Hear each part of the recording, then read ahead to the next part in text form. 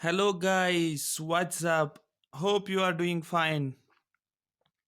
This is me, Mir Wahid, and today I will be teaching you the remaining part of Indian history. Right?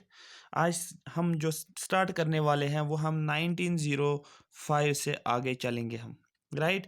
I hope कल वाला lecture जो है आपको अच्छे से समझ आया होगा। ठीक है, और आपने क्वेश्चंस भी किए होंगे जो मैंने आपको पीडीएफ टेलीग्राम पे प्रोवाइड किया था। ठीक है, वो सभी क्वेश्चंस आपको आए होंगे, कुछ क्वेश्चंस नहीं आए होंगे क्योंकि मैंने अभी वो नहीं बताया आपको। साथ जितने भी सभी लेक्चर्स हो जाएंगे तब तक वो क्या हो जाएगा, हम पूरा करेंगे उसको। बात समझ में आ रही है? तो आपको क्या करना है, आपको किसी और सोर्स से पढ़ने की अब ज़रूरत नहीं। जो मैं पढ़ाऊँगा सीधे साथ-साथ एमसीक्यू लगा के जाओ। मैं एमसीक्यू कब लेकर आऊँगा इसको देखो, कल परसों कल तक मैं कोशिश करूँगा कल तक 1905 से लेकर 1919 तक मैं कंप्लीट करूँ, ठीक है?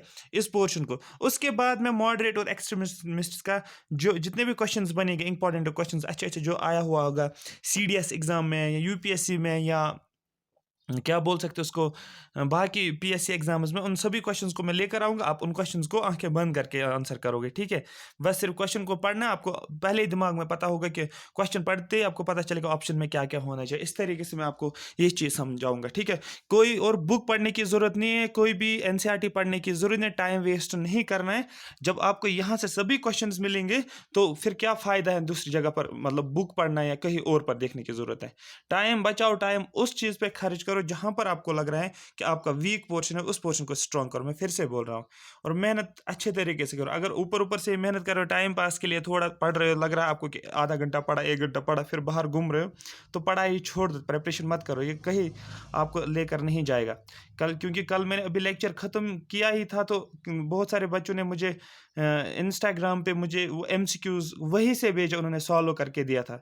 वहीं से उन्होंने एमसीक्यूज़ बोला कि उन्होंने टिक करके दिया था वहाँ पर। तो उससे मैं बहुत ज़्यादा ये हुआ, वो मोटिवेट हुआ कि नहीं, बच्चे तो मेहनत कर रहे हैं। अब आप में से अगर कोई सोता रहता है लेक्चर सुनने के बाद, तो वो आपको काम नहीं करेगा। आगे आपको बहुत प्रॉब्लम होगी, फिर 1 डेढ़ महीने के बाद आप रिग्रेट करोगे, लेकिन उसका कोई फ़ायदा ही नहीं होगा। फिर आपका 3-4 साल तो वैसे ही चले जाएँगे उसी के साथ। 3-4 साल मैं गारंटी दे रहा हूँ, क्योंकि आगे पोस्ट्स नहीं है।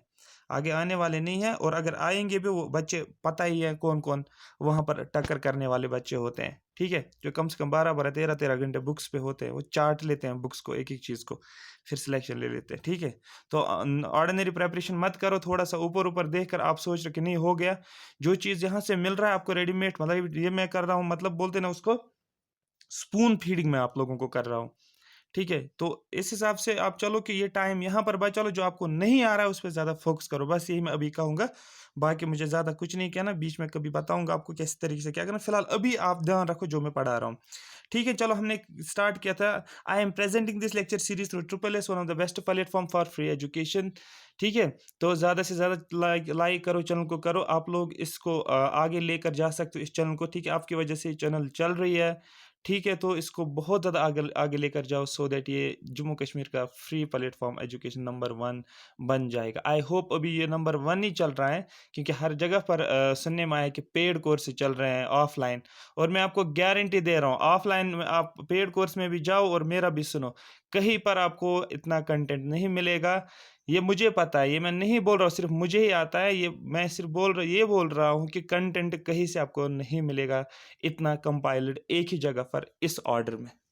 ठीक है? आपको हर एक क्वेश्चन यहाँ से, वो इकोनॉमी का हो, वो हिस्ट्री का हो, वो ज्योग्राफी का हो, वो पॉलिटिकल से, पॉलिटी तो है नहीं अभी, वो आर्ट एंड कल्चर का हो, वो इकोलॉजी एनवायरनमेंट का, आपको कंटेंट इतना कंपाइल्ड एक जगह पर नहीं मिलेगा, ठीक है? तो टाइम इधर-उधर वेस्ट मत करो, टाइम बहुत कम है, ठीक है? ये समझो कि आपके सिर के ऊपर अभी एग्ज़ाम मंडवा रहा है, ठीक है? तो ऊपर से घूम रहा है एग्ज़ाम, सिर से ऊपर आ गया, फिर आहिस्ता-आहिस्ता फिर एग्ज़ाम नज़दीक आ जाएगा, आपके पास टाइम नहीं होगा फिर। अभी जिसने भी हिस्ट्री पढ़ा है, मॉडर्न हिस्ट्री, उसको क्या करना, उसको कुछ नहीं करना, उसको सिर्फ़ सुनना है, ठीक है? उसको रिवाइज़ हो जाएगा, बस आपको ये करना है काम।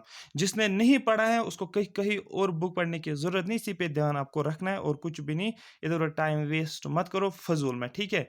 और हाँ, एक और बात, ये मैं आया था मुझे दिमाग में, ये बीच-बीच में कुछ आता है मुझे दिमाग, किस तरीके से एसएसबी छेड़ सकता है क्वेश्चंस को। देखो, जैसे मैंने बोला 30 मार्क्स तो है इस सेक्शन के, और इसमें बहुत सारे कंपोनेंट्स हैं, जैसे है ज्योग्राफी है, हिस्ट्री है, आर्ट है, जम्मू कश्मीर का है। अब ये उनकी चॉइस है, वो हिस्ट्री में 15 मार्क्स भी दे सकते हैं, ये भी आपको ध्यान में रखना है, क्योंकि ये तो नहीं है ना अंदर वो क्या कर सकते हैं, अंदर वो कुछ पता नहीं। वो हिस्ट्री में 15 भी दे सकते हैं, वो हिस्ट्री में 10 भी दे सकते हैं, वो हिस्ट्री में 2 भी दे सकते हैं, वो हिस्ट्री में कोई कुछ क्वेश्चन भी नहीं दे सकते।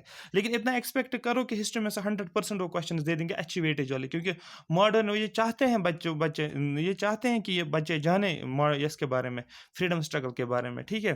तो ये भी आप नहीं सोचो कि पूरा ज्योग्राफी में ही आएगा, वो तो हम एवरेज के हिसाब से हम बोल रहे हैं, एक प्रिडिक्शन होती है कि यहाँ यहाँ से क्वेश्चंस बन सकते हैं, कि क्या पता एसएसबी ऐसे खेल सकता है आप लोगों के साथ, वो एक ही कंपोनेंट में मैक्सिमम वेटेज देगा, 10-15 मार्क्स एक ही कंपोनेंट से देगा, फिर फंस गए वहां पर, इसलिए आपको कोई कंपोनेंट छोड़ने की जरूरत नहीं है।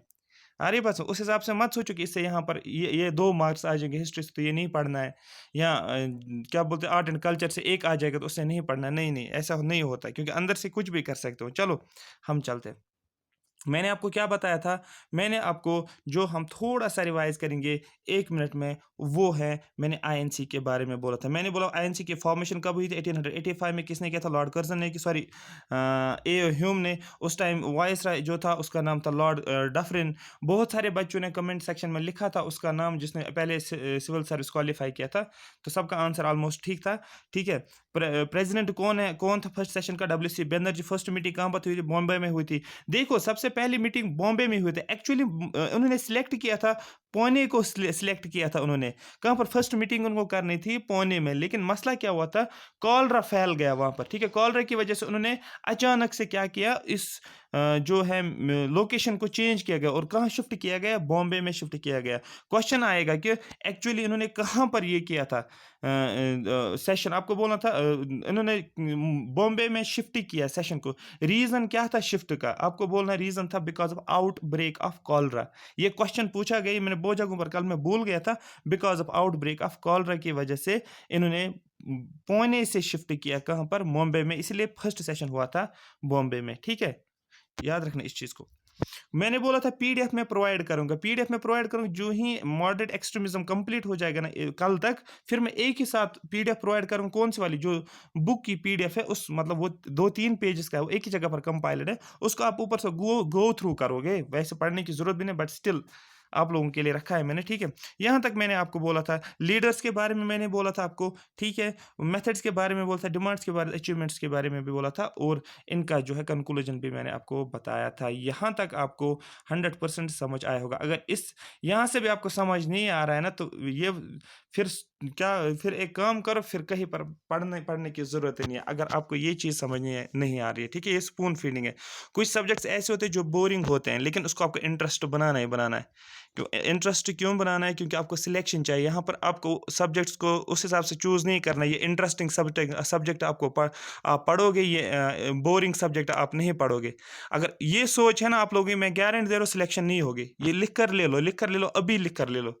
अगर ये कोई सोच रहा है कि कोई सब्जेक्ट बोरिंग है, इसमें मज़ा नहीं आ रहा है, ये अट्रैक्टिव सब्जेक्ट नहीं है, ये बाकी चीज़ें नहीं है, तो वो दिमाग से निकालोगे, उसकी सिलेक्शन हो जाएगी कभी।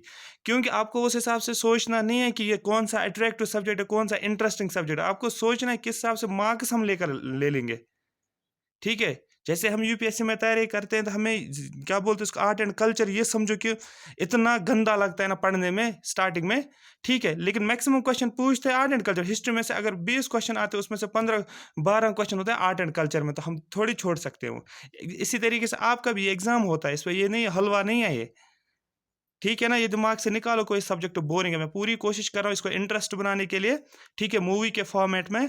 बट स्टिल ये है कि आप कोशिश करो कि उस चीज़ों को समझें। किसी को अकाउंटेंसी गंदा लग रहा है, इसमें गंदा वंदा कुछ नहीं करेगा, 30 मार्क्स है, ये रेस से बाहर हो। ये बात जहन में रखो, पूरा एक्टिव हो जाओ। चलो हम स्टार्ट करते हैं। आज का जो हम स्टार्ट करने वाले दैट इज एक्सट्रीमिज्म फेज, ठीक है। बताऊंगा मैं लास्ट पे क्या क्या करना है आप लोगों को, ठीक है। चलो एक्सट्रीमिज्म फेज हम स्टार्ट करेंगे। सबसे पहला जो इसका पॉइंट है, क्वेश्चन आएगा एक्सट्रीमिज्म फेज कहाँ से स्टार्ट होता है, कहाँ पर एंड होता है। 1919 भी लिखोगे आप। सीडीएस में एक क्वेश्चन पूछा गया था, वहां पर दिया था ऑप्शंस में 1920 तक दिया था, क्योंकि बाकी ऑप्शन थे ही नहीं, वहां पर टिक करना था 1920। वो क्वेश्चन मैं लेकर आऊंगा, सीडीएस का था, ठीक है, डिफेंस का, ठीक है, डिफेंस एग्जामिनेशन का। तो इसका मतलब यहाँ पर आपको 1905 से लेकर 1990 तक, फिर ऑप्शंस पे डिपेंड करता है किस हिसाब से वो वेरी करता है, ठीक है। सबसे पहला क्वेश्चन यहाँ पर कि cause of rise of extremists जो हैं, क्यों ये राइज हो गए? अगर मॉडरेट्स चल रहे थे, एक्सट्रीमिस्ट्स फिर कहाँ से आ गए? तो रीज़न पता होना चाहिए, मॉडरेट्स कहाँ से, एक्सट्रीमिस्ट्स कहाँ से आ गए। मेन काज जो था वो था पार्टीशन ऑफ बंगाल। बंगाल को दो पार्ट्स में डिवाइड किया गया, एक तो है ईस्ट बंगाल और किया गया था आसाम में। एट प्रेजेंट जो आसाम है वो पूरा बंगाल था, ठीक है।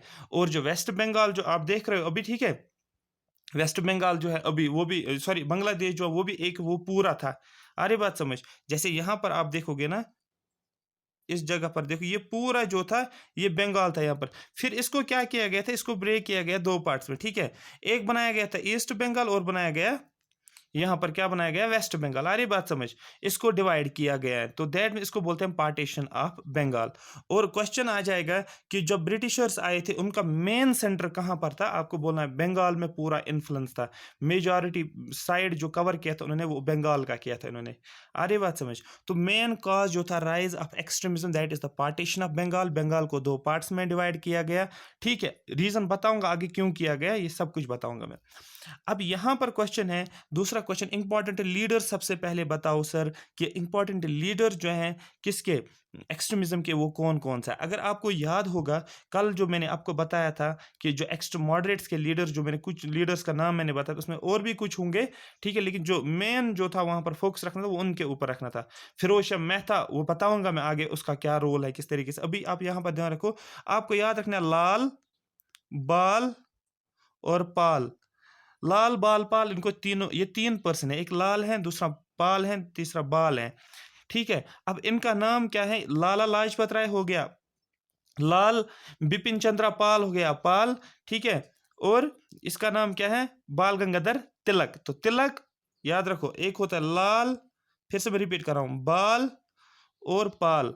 लाल, बाल, पाल, लाल, लाल का मतलब लाला लाजपत राय, बाल का मतलब बाल गंगाधर तिलक, और बिपिन चंद्रा पाल। ये तीन हो गए किसके, एक्सट्रीमिस्ट्स के। लेकिन इसमें से एक और आप ऐड कर सकते हो, उसका नाम था अरबिंदो घोष। याद रखो अरबिंदो घोष, याद रखो इसको, अरबिंदो घोष। मैं फिर से रिपीट कर रहा हूं क्योंकि पूछा जाता है कौन कौन सा इसमें से लीडर है। जब आप इन तीन चार का पता होगा आपको, डेफिनेटली आप क्या कर सकते हो, आप एक्सट्रीमिज्म इनसे एलिमिनेट कर सकते हो अगर क्वेश्चन आएगा। क्योंकि जब आपको क्वेश्चन आएगा विच of the following is a extremist leader, तो आपको पता होना चाहिए इन चार का। अगर उन चार में से एक, इन चार में से कोई है वहां पर आप टिक कर सकते हो। अगर आपको समझ नहीं आ रहा कौन सा है, लेकिन आप मॉडरेट्स को क्या कर सकते हो, वहां से बाहर निकाल सकते हो। जो बचेगा फिर वहां पर वो क्या होगा, वो एक्सट्रीमिस्ट होगा, ठीक है। इस तरीके से भी कर सकते हो। लाला लाजपत राय जो था ये पंजाब प्रोविंस को लीड करता था। बाल गंगाधर तिलक जो था ये महाराष्ट्र, और पाल और अरबिंदो घोष जो था, ठीक है, बिपिन चंद्र पाल और अरबिंदो घोष, ये बंगाल प्रोविंस से बिलोंग कर रहे थे, ठीक है। ये यहाँ पर लीड कर रहे थे, ठीक है। ये मैंने लिखा है, इसको याद रखना। लाल जो था पंजाब, बाल जो था महाराष्ट्र, पाल और अरबिंदो घोष ये बंगाल से था। क्योंकि मैंने इसको फिर बाद में ऐड किया था क्योंकि ये क्वेश्चन पूछा गया था इसलिए, ठीक है। क्वेश्चन है ये पार्टीशन ऑफ बंगाल हुआ कब था, आपको बोलना है 1905। याद रखो इसको, 1905 में हुआ था पार्टीशन ऑफ बंगाल। इसी के साथ जब पार्टीशन ऑफ बंगाल की बात आ गई कि हाँ पार्टीशन ऑफ बंगाल होना है, बंगाल को दो पार्ट्स में डिवाइड किया जाएगा, तो उसी टाइम एक्सट्रीमिस्ट्स का राइज हो गया, ठीक है। अब क्वेश्चन है यहाँ पर कि जैसे मैं बोल रहा हूँ ना आपको, यूएनओ क्यों बना। यूएनओ इसलिए बना क्योंकि लीग ऑफ नेशंस को जो टास्क दिया था आफ्टर वर्ल्ड वॉर फर्स्ट के बाद, लीग ऑफ नेशंस बनाया गया। उस लीग ऑफ नेशन को इसलिए बनाया गया कि so that world war second ना हो, वर्ल्ड वार सेकंड को प्रिवेंट करने के। लेकिन जब वर्ल्ड वार सेकंड भी हुआ 1939 से लेकर 1945 तक वर्ल्ड वार सेकंड हुआ, तो उसके बाद लीग ऑफ नेशन का जो फोकस था, एम जो था वो फेल हो गया, उसका पर्पस जो था वो फेल हो गया। फिर क्यों यूएनओ बनाया गया, उसका मेन काज क्या था, मेन काज था because of the outbreak of world war second. तो बना फिर क्या, यूएनओ बना फिर 1945। एग्जैक्टली यहाँ पर एक्सट्रीमिस्ट जो का बनना जो था वो because of the partition of Bengal. Partition of Bengal का होना ये एक मेजर रीजन बना, एक मेन काज बनता है कि एक्सट्रीमिस्ट जो है वो उभर के आ गए, फील्ड में आ गए वो, ठीक है। इनका मेन एम क्या था, देखो हमें कंपैरिजन करना है इनको मॉडरेट्स के साथ। मेन एम था इनका कंप्लीट इंडिपेंडेंस चाहते थे वो, इनका कहना था कंप्लीट इंडिपेंडेंस। देखो कल मैंने बोला था स्वराज, स्वराज का मतलब होता है सेल्फ रूल। देखो एक होता है टर्म स्वराज, दूसरा है टर्म सेल्फ रूल। ये अलग अलग लीडर्स का अलग अलग आइडिया। किसी ने बोला सेल्फ रूल उसका मतलब, कोई बोल रहा है स्वराज का मतलब कंप्लीट इंडिपेंडेंस। ये मैं लिस्ट लेकर आऊंगा किसका क्या कहना था। अभी आप कहानी पे फोकस रखो, ठीक है। जब मैं ये बताऊंगा आगे आगे वो फैक्चुअल बन जाता है फिर। तो अभी आपको कॉन्सेप्ट के हिसाब से चलना है, आपको कहानी के हिसाब से। तो इनका मेन ऑब्जेक्टिव क्या था, कंप्लीट इंडिपेंडेंस। लेकिन मॉडरेट्स का क्या था, स्वराज इन ब्रिटिश क्राउन, ठीक है। लेकिन हाँ उन्होंने बोला स्वराज इन ब्रिटिश क्राउन, वो बोलते थे कि नहीं, एक्सट्रीमिस्ट मॉडरेट्स की मैं बात कर रहा हूं यहां पर, मॉडरेट्स की जो कल वाला था। उनका कहना था कि नहीं, ब्रिटिशर्स यहां पर रहे, वो यहां से नहीं जाने चाहिए, वो यहां पर रहे, उनको जो बिजनेस करने हैं वो करें, लेकिन हमें एंट्री दे कौंसल में। कौंसल इन द सेंस कि हम भी खुद रूल करेंगे लोगों के ऊपर, लेकिन ब्रिटिशर्स यहां पर क्या करें, वो यहां पर काम करें, बिजनेस करें। मॉडरेट्स का कहना था। उन्होंने ऐसा क्यों बोला था, उन्होंने ऐसा इसलिए बोला, उन्होंने बोला कि इंडिया जो है ये बैकवर्ड है, बहुत ज़्यादा बैकवर्ड है। लोगों को यहाँ पर पढ़ना भी है, बहुत सारी चीज़ों को सीखना भी है, तो हम इनसे सीखेंगे, लैंग्वेज सीखने, बहुत सारी चीज़ें थी जो सीखना था उनको। तो उन्होंने बोला कि नहीं, ब्रिटिशर्स यहाँ पर रहे, वो यहाँ पर बिजनेस करें, हम रूल खुद करेंगे, सेल्फ रूल करेंगे हम, लेकिन हमें क्या, बहुत सारी चीज़ें इनसे हम सीख सकते हैं। ये उनकी आइडियोलॉजी थी। लेकिन जो एक्सट्रीमिस्ट थे ये बोल रहे कुछ भी हो जाए इनको निकलना ही पड़ेगा यहाँ से, ठीक है। फिर इसी में एक्सट्रीमिस्ट में आ जाता है go Simon go back commission जो होता है, मतलब बहुत सारे स्लोगन्स आ जाते हैं, वो भी हम देखेंगे। तो याद रखना कंप्लीट, इनका ये बोलना था complete over through of British rule, ये इनका मेन फोकस था, ठीक है।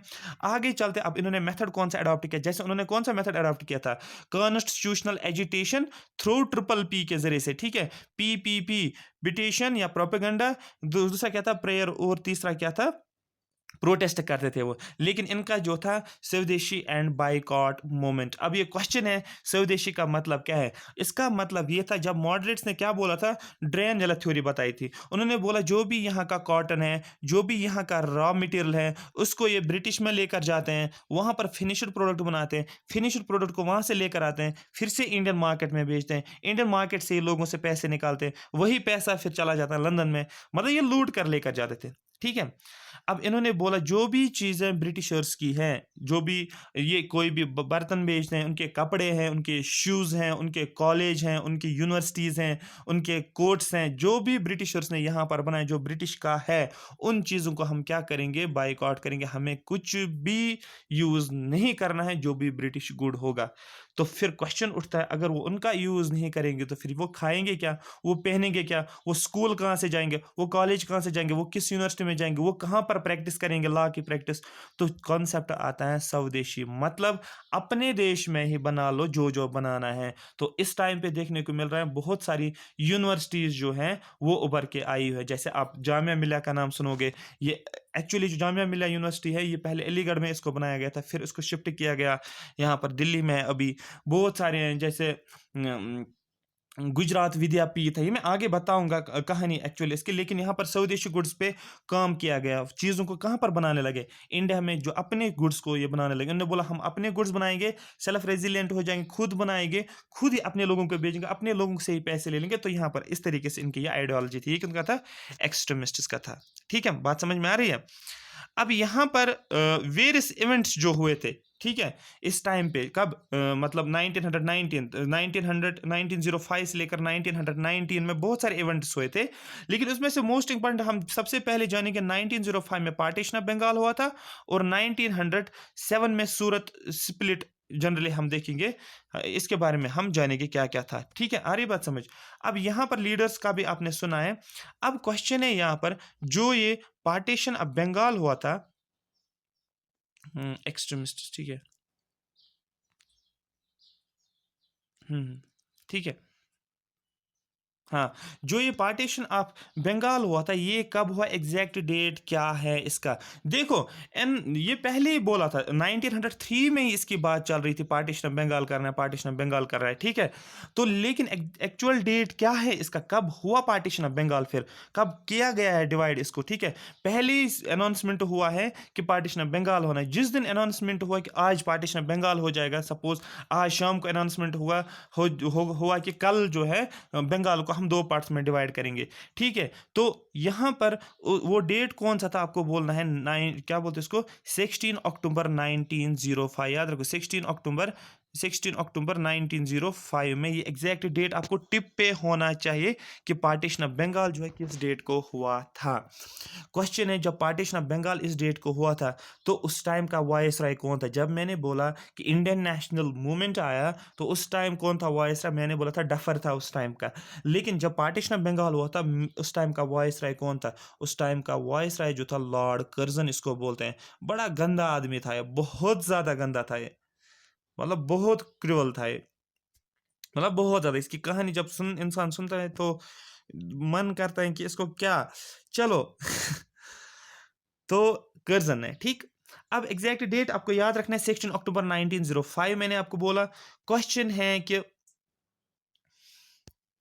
रीजन क्या था पार्टीशन ऑफ बंगाल, क्योंकि अगर यहाँ पर गवर्नमेंट कुछ करता है जम्मू एंड कश्मीर में, कुछ फॉर एग्जांपल जैसे आर्टिकल 370 को रिवोक किया गया, उन्होंने कुछ रीजंस बताए, उन्होंने रीजंस बताए कि यहाँ पर जो होता है करप्शन की बात की थी, यहाँ पर जो है उन्होंने बोला टेररिज्म की बात की थी, यहाँ पर उन्होंने बोला कि कॉन्सेप्ट ऑफ इंटीग्रेशन, इंडिया जो है integral part, Jammu Kashmir integral part of India का, मतलब बहुत सारे रीजंस दिए गए यहाँ पर।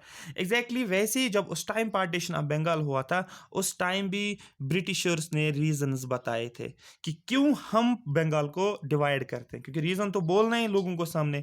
तो रीजन क्या दिया था आपको ये समझना है। दो रीजंस बताए गए थे, एक तो ऑफिशियल रीजन था, एक था नॉन ऑफिशियल रीजन, ठीक है। अब हम समझेंगे ऑफिशियल रीजन और नॉन ऑफिशियल रीजन क्या था, ठीक है। दो रीजंस बताए गए, देखो मैंने इसको बिल्कुल आसान भाषा में बनाया है। दो रीजंस, एक रीजन था official reason, reason by government ने बोला बंगाल, जो मैंने पहले ही बोला बंगाल एक बड़ा प्रोविंस था। जब ब्रिटिशर्स आए वो पूरा इनका ठिकाना जो था, मेजॉरिटी ऑफ पार्ट जो कवर किया था उन्होंने इंडिया का, वो पूरा था बंगाल के अंदर, ठीक है। फिर बाकी जगहों पर भी था, फॉर एग्जाम्पल गोवा की बात करेंगे हम, या हम करेंगे ईस्ट कोस्ट की बात करेंगे, वेस्ट कोस्ट की बात करेंगे, लेकिन मेजर उनका ठिकाना जो था वो बंगाल में था। उन्होंने बोला बंगाल जो है ये एक, क्या बोल सकते हैं इसको, ये एक बिग प्रोविंस है, एक बड़ा एरिया है, एक बड़ी सिटी है, या बड़ा एक हल्का है, एक बड़ा सा एरिया है, बड़ा प्रोविंस है, बड़ा डिस्ट्रिक्ट है, कुछ भी आप बोल सकते हो। तो यहाँ पर हमें एडमिनिस्ट्रेशन चलाना बहुत मुश्किल होता है। ये ब्रिटिश ऑफिशियल्स का कहना है, ब्रिटिश सोर्सेज का ये रिकॉर्ड आया हुआ है, डॉक्यूमेंट आया हुआ है कि यहाँ पर हमें बंगाल पॉपुलेशन को एडमिनिस्ट्रेशन करने में बहुत दिक्कत आती है। तो हमें क्या करना चाहिए, हम इसको दो पार्ट्स में डिवाइड करेंगे, उससे क्या हो जाएगा तो हम इजीली अच्छे तरीके से उनको एडमिनिस्टर कर सकते हैं। लेकिन ये एक्चुअल रीजन नहीं था। जो एक्सट्रीमिस्ट थे उनको पता था एक्चुअल रीजन क्या है। एक्चुअल रीजन क्या था, एक्चुअल रीजन ये था बंगाल जो था ये एक नरो सेंटर था रिवोल्ट का नरो सेंटर जो था वो बंगाल था, ठीक है। जैसे अभी जो है जैसे फार्मर्स बिल का इशू था, ठीक है, जो अभी भी चल रहा है। तो मेन सेंटर कहाँ पर है उसका, मेन सेंटर उसका पंजाब में है, हरियाणा है, ठीक है, वेस्टर्न यूपी में, और जो सेंट्रल इंडिया जो महाराष्ट्र से लोग आते हैं वहाँ पर, ठीक है। तो मेन एक्चुअली जो है उसका मेन सेंटर वो हरियाणा दिल्ली बॉर्डर है, क्योंकि वहाँ के पॉपुलेशन को ही मेन इफेक्ट पड़ता है किसके, इस फार्मर्स बिल के साथ, क्योंकि उनको ग्रीन रेवोल्यूशन से बहुत ज़्यादा फायदा होता है। एग्जैक्टली वही सिचुएशन मैं आपको रिलेट कर रहा हूँ प्रेजेंट एग्जाम्पल्स के साथ, सो दैट आप इन चीज़ों को याद रख सकते हो, ठीक है। याद रखना बहुत जरूरी है, चीज़ों को लिंक करना होता है डेली लाइफ के साथ, तब आप इसको इंटरेस्टिंग मान सकते हो, ठीक है। तो एक्चुअल रीजन क्या था, तिलक ने बोला एक्चुअल रीजन तो ये है कि यहाँ पर बंगाल एक मेन नरो सेंटर है। नरो सेंटर इन द सेंस ये है कि उनको पता था ब्रिटिशर्स को कि बंगाल में ही रिवोल्ट का खतरा है, यहाँ पर काफ़ी ज़्यादा लहर है रिवोल्ट की, हमें किसी भी तरीके से इसको डिवाइड करना है, क्योंकि बंगाल में हिंदूज भी थे, मुस्लिम्स भी थे, हर एक कम्युनिटी के लोग थे वहाँ पर, लेकिन वो एक साथ रहते थे। उनका मेन एम था कि हमें पार्टीशन ऑफ बंगाल, हमें क्या करना है, यहाँ पर हमें इंडिपेंडेंस चाहिए, ठीक है। लेकिन बीच में जो ही पार्टीशन ऑफ बंगाल हो जाता तो क्या होता है तो ये ऑफिशियल रीजन बोला जाता है कि बंगाल एक क्या था, नरो सेंटर। अगर क्वेश्चन आएगा ऑफिशियल रीजन क्या था, आपको बोलना है Bengal was a big province, it was difficult for the Britishers to administer the Bengal, so it was divided into two parts, East Bengal and West Bengal. West Bengal is आज का जो बांग्लादेश है, और ईस्ट बंगाल आपको पता ही है जो बंगाल है। बात समझ में आ रही है? या आप ये बोल सकते हो जो एक्चुअल रीज़न जो था वो था actually Bengal was a nerve centre of revolt, right? Nerve centre था इंडिपेंडेंस के लिए या इंडियन नेशनल मूवमेंट का एक नर्व सेंटर था। बात समझ में आ रही है? जहाँ से लीड कर रहे थे। लेकिन जब इसने क्या किया डिवाइड किया बंगाल को 2 पार्ट्स में डिवाइड किया गया। एक था आसाम में जो एट प्रेज़ेंट आज का आसाम जो नाम जो बोला जाता है और किया गया है ईस्टर्न बंगाल में डिवाइड किया गया है।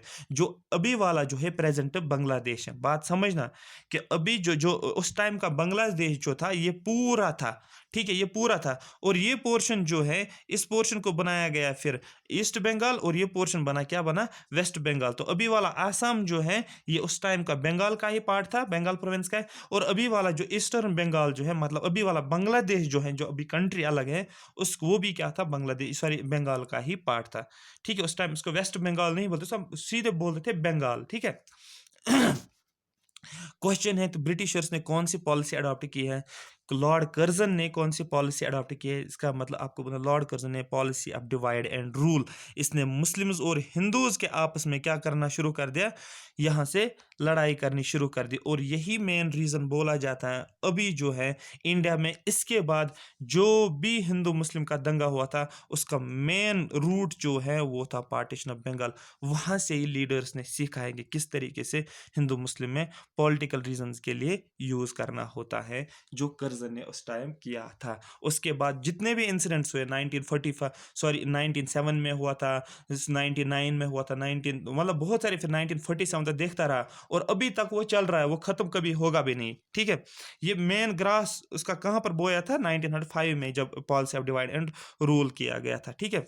तो यहाँ पर policy of divide and rule ये जो हिंदूज इसको पता था अगर हम क्या करेंगे यहाँ पर हिंदूज और मुस्लिम्स को आपस में हम लड़ाई करवाएंगे किसी रीज़न के ऊपर, ठीक है? जैसे मुस्लिम्स कुछ डिमांड कर रहे हैं और हिंदूज भी कुछ डिमांड कर रहे हैं तो ब्रिटिशर्स क्या करेंगे वो मुस्लिम्स की डिमांड्स को पूरा करेंगे, ठीक है? और हिंदूज की डिमांड्स को पूरा नहीं करेंगे जिसकी वजह से क्या होगा इनका आपस में क्लैश हो जाएगा हिंदूज और मुस्लिम्स को, ठीक है? जो डिमांड्स हिंदूज कर रहे हैं और मुस्लिम्स उसको सपोर्ट नहीं कर रहे, बोल रहे कि नहीं हमें अपने हिसाब से डिमांड चाहिए, आप लोगों को ये डिमांड अपनी है तो आप अपने तरीके से देखो। या ये बोल रहे हिंदू अपने मुस्लिम्स अपने डिमांड्स कर रहे हैं, हिंदू बोल रहे नहीं आप ये डिमांड क्यों कर रहे हो, इस तरीके से। तो ये हो गया पार्ट, ये हो गया डिवाइड एंड रूल, ठीक है? अब अगर सपोज लॉर्ड कर्जन सपोर्ट कर रहा है मुस्लिम्स को, ठीक है, कि मुस्लिम्स को सपोर्ट करे, मुस्लिम्स को क्या लग रहा है कि ब्रिटिशर हमारे साथ है। जब ब्रिटिशर उनको लग रहा है कि ब्रिटिशर हमारे साथ, तो ब्रिटिशर्स इनको यूज करेंगे किन के अगेंस्ट, हिंदूज के अगेंस्ट। एक सिचुएशन ये है। या यहाँ पर क्या हो जाएगा, हिंदूज ब्रिटिश रूल क्या करेगा, लॉर्ड कर्जन क्या करेगा, हिंदूज को सपोर्ट करेगा और हिंदूज को जब सपोर्ट करेगा तो हिंदूज को लगेगा कि नहीं ये जो है ब्रिटिशर्स हमारे साथ, लॉर्ड कर्जन हमारे साथ ही हमारे डिमांड्स को पूरा करता है। ये इनको आपस में लड़वाएगा किन के साथ, मुस्लिम के साथ। जब तक क्या होता है इतने खतरनाक लड़ाई होते हैं तो फिर क्या हो जाता है पार्टीशन बंगाल को ये डिवाइड करते हैं इस बेसिस पे। लेकिन जब भी रिवोल्ट हो जाए, सॉरी जब भी पार्टीशन बंगाल हो गया, लेकिन अब लोग क्या करेंगे, वो क्या करते हैं, वो इसको क्या करते हैं रोकने की कोशिश करते हैं। मतलब ये वो एक मूवमेंट चलाते हैं जिसको बोला जाता है एंटी पार्टीशन मूवमेंट। याद रखना एंटी पार्टीशन मूवमेंट, ये पार्टीशन वो नहीं है जो 1947 में हुआ था, इसको ध्यान रखना, ठीक है? वो इंडिया का पार्टीशन था, ये बंगाल का पार्टीशन मैं अभी बोल रहा हूँ, ठीक है? वो आगे हम पढ़ेंगे जब हम माउंटबेटन प्लान का देखेंगे, उसको भी किस तरीके से यूज़ किया गया अलग अलग लीडर्स ने। किसको? माउंटबेटन को। सबसे एफिशिएंट, सबसे मॉडर्न वाइसराय जो था माना जाता है वो था, क्या नाम है उसका, माउंटबेटन जो माना जाता है, ठीक है? और एक था लॉर्ड रिपन, लॉर्ड रिपन याद रखना, लॉर्ड रिपन भी बहुत अच्छा पर्सन था, बताऊंगा मैं उसमें एल्बर्ट बिल कंट्रोवर्सी एक्चुअली जब मैं बताऊंगा आपको, ठीक है? तो उसमें आपको बताऊंगा गवर्नर जनरल्स के बारे में बताऊँ, एल्बर्ट बिल कंट्रोवर्सी, बहुत सारी चीज़ें, गैगिंग इफेक्ट जो था, ठीक है? आगे चलते हैं, ठीक है? एंटी पार्टीशन मूवमेंट स्टार्ट हुआ था। अब ये एंटी पार्टीशन मूवमेंट जो था इसको किसने स्टार्ट किया था, याद रखना मॉडरेट्स ने स्टार्ट किया था। ये तो चल रहा है कौन सा फेज, एक्सट्रीमिज्म फेज, लेकिन जो पार्टीशन मूवमेंट जो चल रहा था, पार्टीशन हुआ था, अब इसके अगेंस्ट कौन खड़ा हो गए, स्टार्ट किन्होंने किया एंटी पार्टीशन मूवमेंट, मॉडरेट्स ने, फिर सपोर्ट किया, फिर बाकी लोगों ने, हिंदूज ने भी, मुस्लिम्स ने भी सपोर्ट किया। अब देखो इस दिन क्या होता है, जिस दिन पार्टीशन बंगाल का अनाउंसमेंट हुआ था ना, इस दिन होता क्या है, देखो लोग क्या करते हैं, मेथड अडॉप्टेड। इन्होंने बोला अगर हमें पार्टीशन को रोकना है, हमें हमें एक मेथड चाहिए ना, हमें अप्रोच एक चाहिए जिससे हम इस मूवमेंट को अगेंस्ट हो जाए जो ब्रिटिशर्स कर रहे हैं पार्टीशन ऑफ बंगाल मूवमेंट। इन्होंने क्या अडॉप्ट किया, स्वदेशी goods and British for and boycott of foreign goods. इन्होंने बोला हमें स्वदेशी गुड्स का यूज़ करना है, इंडियन गुड्स का यूज़ करना है, और जो भी फॉरेन गुड्स हैं इनको हमें क्या करना है, इनको हमें बाइकआउट करना है। सबसे पहला मेथड था। क्वेश्चन आएगा during partition of Bengal, during anti partition movement, which of the following method was adopted by the moderates. आपको बोलना है swadeshi goods and boycott of foreign goods, right. अब यहाँ पर फास्टिंग लोगों ने की है, फास्टिंग इस दिन लोग जो है फास्ट पे थे, ठीक है। डे ऑफ मॉर्निंग, जैसे आप बोल सकते हो ना कि इनका जो मातम का दिन था, डे ऑफ मॉर्निंग था इनके लिए, ठीक है। और यहाँ पर क्या करने, हिंदूज जो था, क्योंकि हिंदूज मुस्लिम्स के बीच में जो ये कंट्रोवर्सी चल रही थी, हिंदूज और मुस्लिम्स क्या करने लगे, एक दूसरे को क्या राखी टाई करने लगे, राखी बांधने लगे, सो दैट एक यूनिटी दिखाने के लिए ये पर्पस किया गया था, ठीक है। बहुत ज़्यादा इमोशनल था उस दिन। हुआ क्या था, एक इंपॉर्टेंट यहाँ पर बोलूँगा, रविंद्रनाथ टैगोर, इसने एक सॉन्ग को कंपोज किया। याद रखना इस पॉइंट को, ये एग्जाम में पूछा जाता है, जब किस टाइम पे क्या बोलते हैं, रविंद्रनाथ टैगोर ने सॉन्ग गाया है, कंपोज किया है, आपको बोलना है उस टाइम क्या था। उस टाइम था पार्टीशन मूवमेंट चल रहा था, एंटी पार्टीशन मूवमेंट चल रहा था। क्या नाम था इसका, रविंद्रनाथ टैगोर। अब इस रविंद्रनाथ टैगोर ने क्या कंपोज किया था, आपको बोलना है अमर सोनर बंगला। याद रखा, अमर सोनर बंगला, अमर सोनर बंगला। फिर से रिपीट कर रहा हूं, मैंने बॉक्स में रखा, एग्जाम में आ चुका है, अमर सोनर बंगला। क्वेश्चन आ जाएगा कि अब ये अमर सोनर बंगला क्या है, आपको बोलना है ये अभी नेशनल सॉन्ग है बांग्लादेश का। इस पॉइंट को याद रखना, अमर सोनर बंगला जब जो कि कंपोज किसने किया था, रविंद्रनाथ टैगोर ने। ये क्या था, ये नेशनल सॉन्ग है एट प्रेजेंट किसका, बंगाल का, ठीक है। इसको आपको याद रखना है, ठीक है। अब यहाँ पर अगर लोग एंटी पार्टीशन मूवमेंट कर रहे हैं, पार्टीशन को कोशिश करें कि पार्टीशन ना हो, ब्रिटिशर्स भी यहाँ पर कुछ करेंगे ना। ब्रिटिशर्स क्या करेंगे, देखो ब्रिटिशर्स का रोल, ऑफ ब्रिटिशर्स उनको क्या करते हैं, ये इनको सप्रेस करते हैं, इस मूवमेंट को इनको अरेस्ट करते हैं, ठीक है। किनको अरेस्ट करते हैं, जो भी लीडर जो इसको लीड कर रहे हैं, इस रिवोल्ट को, सॉरी इस मूवमेंट को जो लीड कर रहे हैं, जो भी लीडर्स होते हैं उनको अरेस्ट करते हैं, उनको सप्रेस करते हैं। अब यहाँ पर देखो होता क्या है, ठीक है। जो भी लोग थे वहाँ के, जो भी लीडर्स थे, उनको वहाँ से निकाला गया और बाकी बाकी लोकेशंस पे लिया गया है इनको।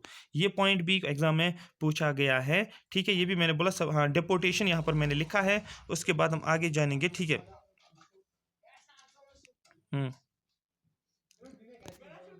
एक सेकंड, हाँ हाँ। अब देखो यहाँ पर, देखो यहाँ पर ये हो गया, यहाँ तक आपको समझ में आया पार्टीशन ऑफ बंगाल कैसे हुआ था, क्या हुआ था। कुछ कमेंट्स थे मॉडरेट लीडर्स के। देखो मॉडरेट लीडर्स का जो रोल था, उनको क्रिटिसाइज किया गया, अलग अलग लीडर्स का। जो भी जो लीडर था, फॉर एग्जाम्पल लाल बाल, सॉरी क्या बोलते हैं उनको, दादा भाई नरोजी था, बिपिन चंद्र, क्या ए ओ ह्यूम था, या बहुत सारे मॉडरेट लीडर जो थे, उनको क्रिटिसाइज किस तरीके से किया गया। देखो मॉडरेट इन्होंने क्या बोला, कमेंट्स ऑन मॉडरेट। सबसे पहला डफरिन ने क्या बोला था, डफरिन ने बोला आईएनसी रिप्रेजेंट्स ए माइक्रोस्कोपिक माइनॉरिटी।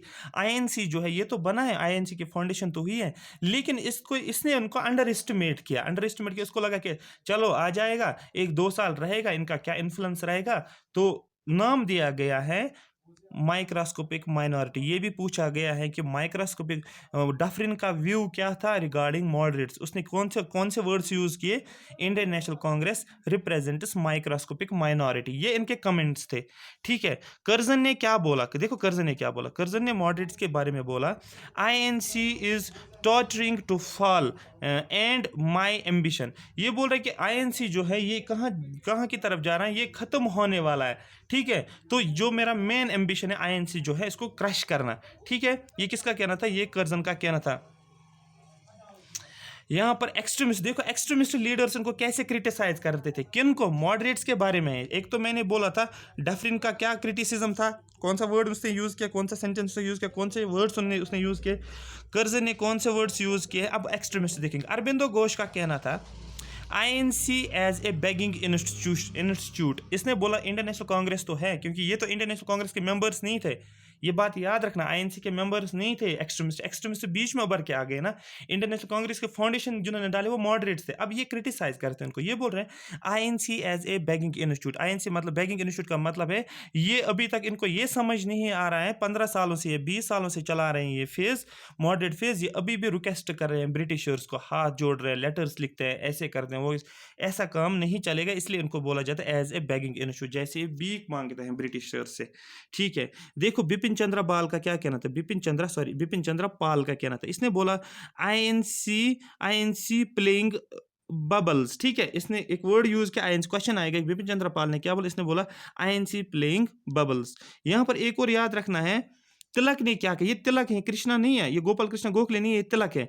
तिलक ने क्या किया, तिलक ने कहा Indian national Congress should differentiate bagging and claiming the rights. इसको, इस तिलक का ये बोलता है इंडियन नेशनल कांग्रेस को पता होना चाहिए कि बी कैसे मांगना है, बी कैसे मांगते हैं और अपने राइट्स को क्लेम किस तरीके से किया जाता है। ये इस तरीके से क्लेम करे जैसे ये बी एक मांग रहे हैं। ये किसका कहना है, ये तिलक का कहना था। डिफरेंशिएट इनको पता होना, इनको पता ही मतलब ये एक्चुअली ये कहना चाहते हैं इनको पता ही नहीं है कि राइट्स को किस तरीके से मांगा जाता है और किस तरीके से बी को मांगा जाता है। ठीक है, ये इसका यहाँ पर एक आप बोल सकते हैं। लेकिन यहाँ पर मोस्ट इंपॉर्टेंट जो है वो ये है कि बाल गंगाधर तिलक ने 2 न्यूज़पेपर से चला रहा था। इसको याद रखना, आपको बहुत ज्यादा इंपॉर्टेंट है।